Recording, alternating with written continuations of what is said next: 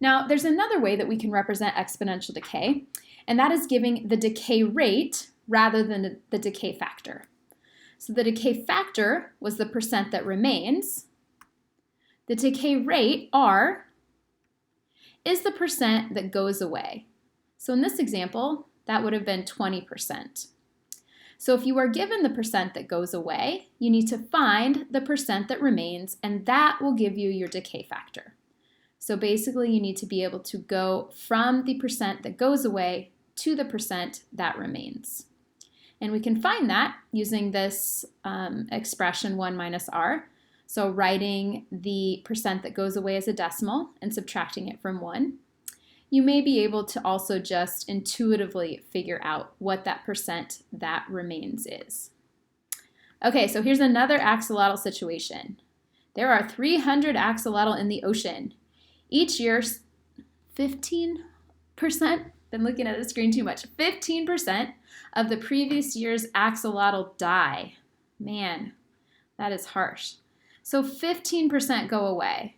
So we're not writing our decay factor as 1500ths. 15% is the percent that goes away. Now I can use this expression, 1 minus 1500ths, because that is 15% written as a decimal. I preferred to think, okay, if 15% go away, the rest of the 100% remains. So I have 100%, 15% go away, 100 minus 15. So 85% remains. So I did 100 minus 15. Either one's fine. These are equivalent. 1 minus 15 hundredths, 100 minus 15. And then this 85%, whoops, wrong color. This 85%, oh my gosh. This 85% is the important percentage for the decay factor. So if you're told what percent goes away, 15%, you need to use that percent to figure out what percent remains.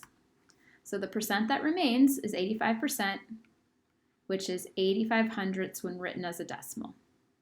Now I have my function rule. F of x, start with 300, and it is not times 15%, it's times the percent that remains, 85%, to the x.